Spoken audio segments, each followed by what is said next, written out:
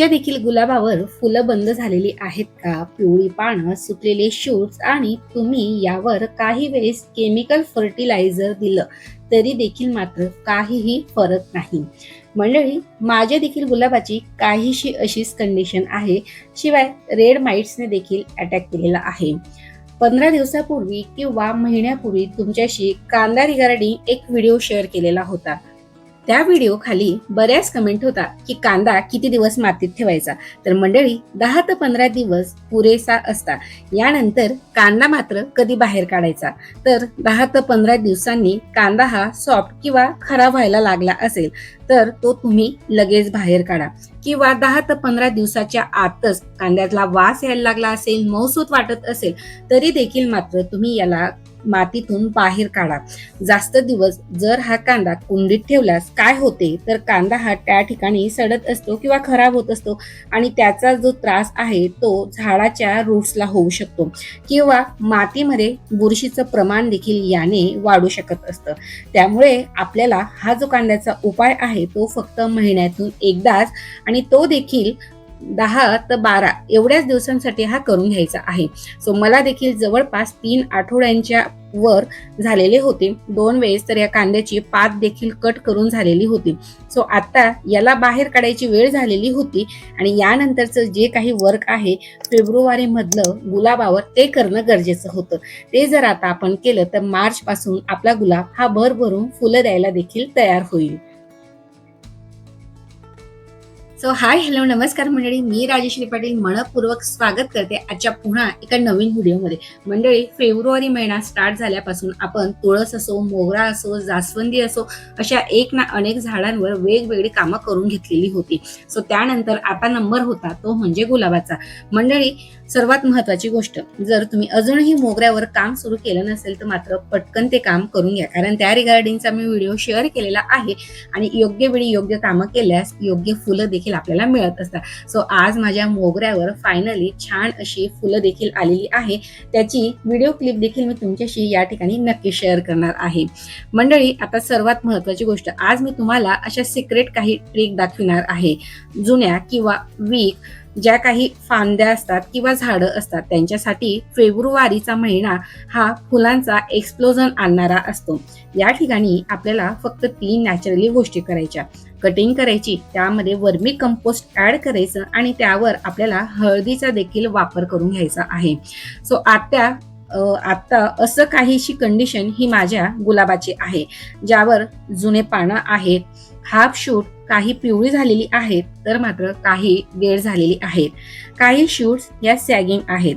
आता उपाय करताना मी अशा काही मिस्टेक सांगणार आहेत ज्या आपण आधी करत होतो आणि त्या मात्र आता ह्या आपल्याला टाळायला हव्या. सो स्टेप नंबर फर्स्ट, झाडावर जुन्या म्हणजे ज्या काही खराब फांद्या असतात त्यांमध्ये स्टॅग्नंट एनर्जी खूप असते. यामुळे नवीन शूट किंवा नवीन ब्रांचेस या झाडावर येत नसतात. म्हणजेच जुन्या झाडाची एनर्जी ही स्टक झालेली आहे. त्यामुळेच नवीन शूट्स किंवा बर्ड्स किंवा कळ्या ह्या तयार होण्याची जी काही प्रक्रिया आहे ती थोडी स्लो झालेली आहे किंवा त्या तयारच होत नाही. यावर बेस्ट ऑप्शन म्हणजेच काय, कटिंग. तर कटिंग म्हणजेच काय, तर एनर्जी आपल्याला रिडायरेक्ट करायची आहे. यासाठी आपल्याला जास्त नाही, अगदी हलकीशी कटिंग करून घ्यायची आहे. कटिंग किंवा प्रूनिंग केल्यावर प्लांट हे जास्त शूट्स देतात, कारण जे काही हार्मोन्स असतात ते रिडिस्ट्रीब्यूट होत असतात. म्हणजेच या ठिकाणी नॅचरल ग्रोथ बूस्टर होत असतं. सो या ठिकाणी मी अशा प्रकारे जी काही पिवळी झालेली पानं किंवा अशा ज्या फांद्या आहेत त्या कट करून घेत आहे. कट करताना मात्र सर्वात पहिली गोष्ट, ज्या कैचीच्या, कात्रीच्या, कटरच्या सहाय्याने आपण गुलाब कट करणार आहोत त्याला मात्र सॅनिटाईज नक्की करून घ्या. बऱ्याच वेळेस अशा प्रकारचे रेड माइटचा अटॅक हा झाडावर झालेला असतो आणि ही पानं एक्स्ट्राची एनर्जी झाडाची घेत असतात. झाडं मात्र खराब पानं पोसण्यातच बिझी असतं. त्यामुळे तो नवीन ब्रांचेस, नवीन शूट्स किंवा नवीन कळ्या तयार करण्याकडे लक्ष देत नसतो. त्यामुळे झाडाला आपल्याला आता ही जी काही एनर्जी आहे ही रिडायरेक्ट करायची आहे किंवा रिडिस्ट्रीब्यूट करायची आहे.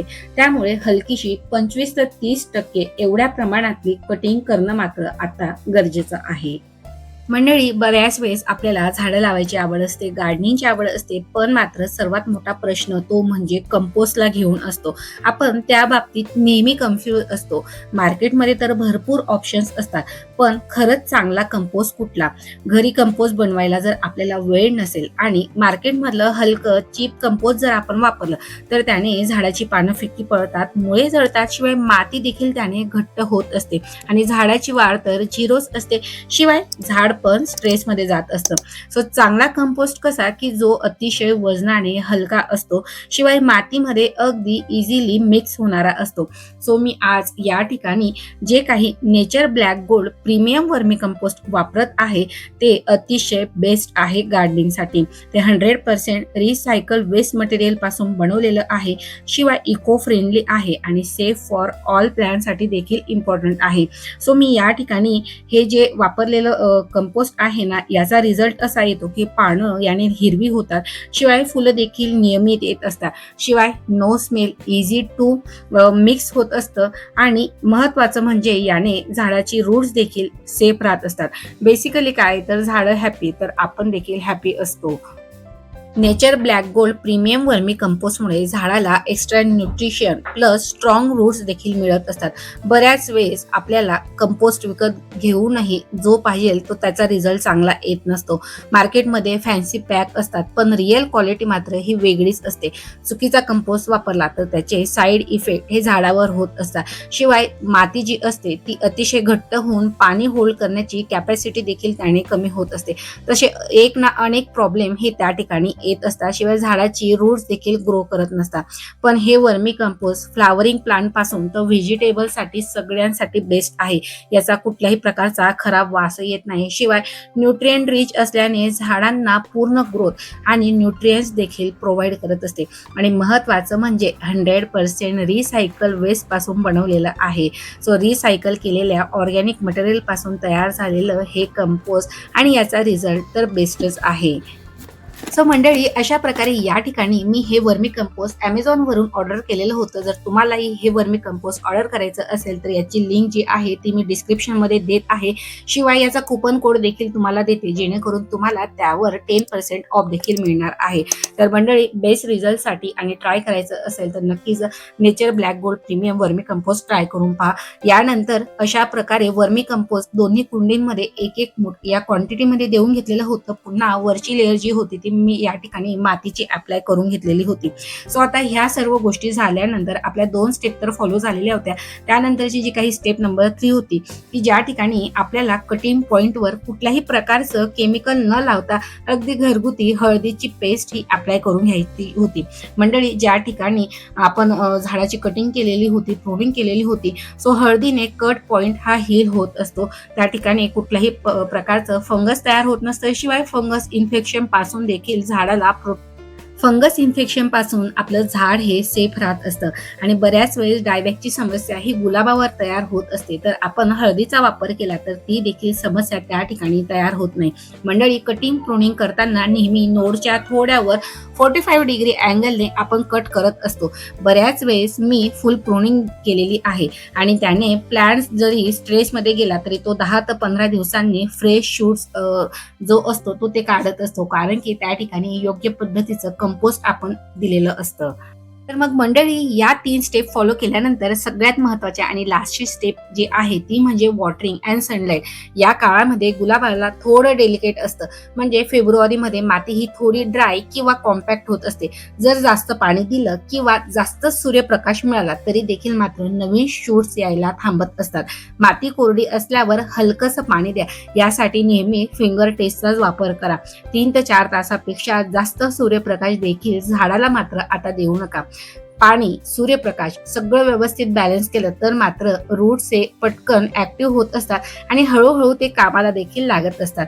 प्लांट्स पण स्ट्रेस फ्री राहत असतात. यानंतर आता आपल्याला 8 ते 10 दिवसांनी यावर हलकासा नीम ऑइल स्प्रे देखील करून घ्यायचा आहे, तो देखील 15 दिवसातून एक वेळा. तर मंडळी, हे सर्व आहे फेब्रुवारी मधील कंपल्सरी स्टेप, ज्या की तुम्हाला आता गुलाबावर फॉलो करून घ्यायच्या आहे. तुमचं झाड आता स्ट्रेस फ्री राहिलं तरच मार्चमध्ये balcony he full of flowers होणार आहे. तर मंडळी, आजचा हा व्हिडिओ तुम्हाला कसा वाटला मला नक्की कमेंट सेक्शनमध्ये सांगा आणि ज्या काही स्टेप्स सांगितलेल्या आहेत त्या तुम्ही देखील फॉलो करा आणि आपल्या गुलाबाला स्ट्रॉंग आणि हेल्दी बनवा. तर मंडळी, व्हिडिओला लाईक करून शेअर आणि कमेंट करायला मात्र अजिबात विसरू नका. चला तर मग मंडळी, पुन्हा फेब्रुवारी वर्किंग मोड तर ऑनच आहे. पुढचा जो व्हिडिओ आहे तो वेगळ्या कुठल्या तरी विषयावर असेल, एखाद्या वेळेस नागवेलीवर असेल किंवा कढीपत्त्यावर मी घेऊन येणार आहे. मागची फेब्रुवारीतील कामं तुमची जर अजूनही पेंडिंग असतील तर मात्र पटकन तुम्ही ती कामाला लागा, जेणेकरून सीझनमध्ये आपण प्रत्येक फुलांचा, प्रत्येक झाडांचा आस्वाद हा घेऊ शकू. चला तर मग मंडळी, भेटूया पुन्हा एका नवीन आणि माहितीपूर्वक व्हिडिओमध्ये. तोपर्यंत मात्र अजूनही जर चॅनलला सबस्क्राईब केलं नसेल तर मात्र सबस्क्राईब बटन प्रेस करून व्हिडिओला भरभरून लाईक करून घ्या. भेटूया एका नवीन आणि माहितीपूर्वक व्हिडिओमध्ये. तोपर्यंत मात्र तुमची आणि तुमच्या झाडांची देखील काळजी घ्या. So take care and bye friend. Happy gardening.